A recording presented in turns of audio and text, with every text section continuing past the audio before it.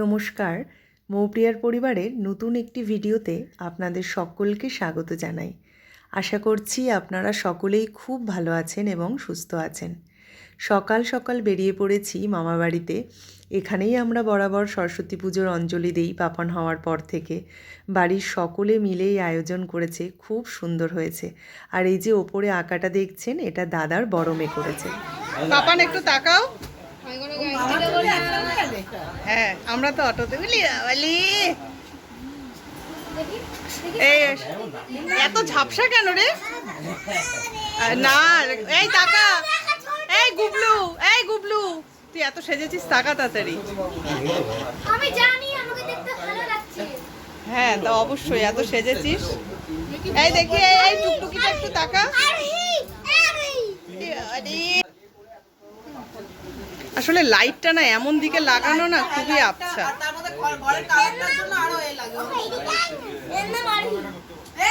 বাড়িতে যে পুরোহিত মশাই বরাবর পুজো করেন, তিনি আজকে কোনো কারণে আসতে পারেননি। তাই এই যে পুরোহিত মশাইকে দেখছেন, তাকে আমি আর দিদি মিলে প্রায় ধরে বেঁধে নিয়ে এসেছি। মানে এইরকম এক অবস্থা। সরস্বতী পুজো, লক্ষ্মী পুজো, এগুলো তো ঘরে ঘরে পুজো হয়। আর এমনই এই সময় ব্রাহ্মণের ক্রাইসিস হয় যে ধরে নিয়ে না ছাড়া আর কোনো উপায় নেই। পাশের বাড়িতে গিয়ে প্রায় আধ ঘন্টা বাইরে দাঁড়িয়েছিলাম। উনি পুজো করছিলেন, যে পুজো শেষ হলেই আমরা তাকে নিয়ে আসবো আমাদের বাড়িতে। কিছুতেই আসবেন না, জোর জবস্তি করে নিয়ে আসা। চলুন চলুন, সব ছোট ছোট বাচ্চারা উপোস করে আছে। সবারই তো প্রায় উপোস করে থেকে মাথা একেবারেই খারাপ হয়ে গেছে। কেউ আর চাইছে না যে এবছর আর অঞ্জলি দেবে বলে। তারপরেও তাদেরকে বুঝিয়ে বাঝিয়ে চুপ করে বসিয়ে রাখা হয়েছে, যে বছরে তো একবারই সরস্বতী পুজো হয় বলুন, তারপরে আবার বিদ্যার দেবী, এই পুজো না করলে হবে? তোরা পড়াশুনো করিস, এই বলে তাদেরকে চুপ করে বসিয়ে রাখা হয়েছে।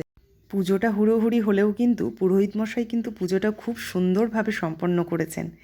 এই যে আমাদের এখানে এখন পুজো সম্পন্ন হলো। চল হেঁটে যা, হেঁটে যা, একটু এই পাশে ঘোর, একটুখানি ঘুরবি তো? একটুও ঘুরবি না?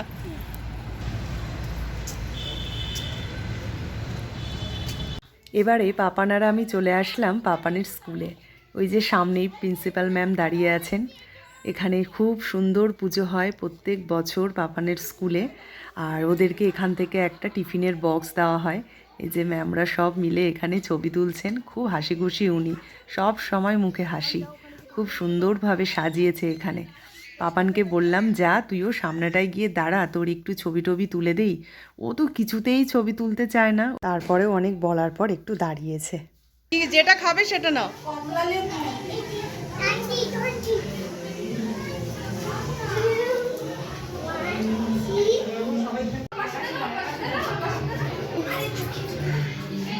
পাপা একটু স্মাইল কর।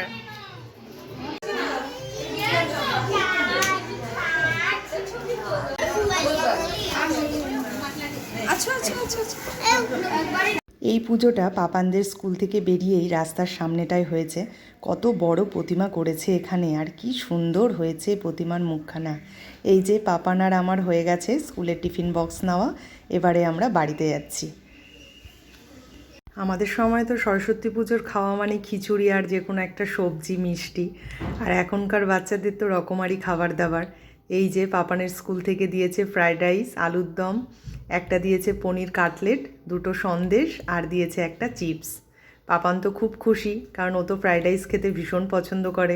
সন্ধেবেলা গেছিলাম পাপানের ড্রয়িং ম্যামের ওখানেও পুজো হয় প্রত্যেক বছর। এত সুন্দর প্রতিমাখানা হয়েছে এবারের, আর এত সুন্দরভাবে সাজিয়েছে। একটা বাসন্তী কালারের শাড়ি আর পুরো গা ভর্তি গয়না, আর তার সঙ্গে এই আলপনাটা। সারা রাত জেগে ম্যাম এবং ম্যামের অনেক স্টুডেন্টরা হেল্প করে, এত সুন্দরভাবে সাজানো হয়।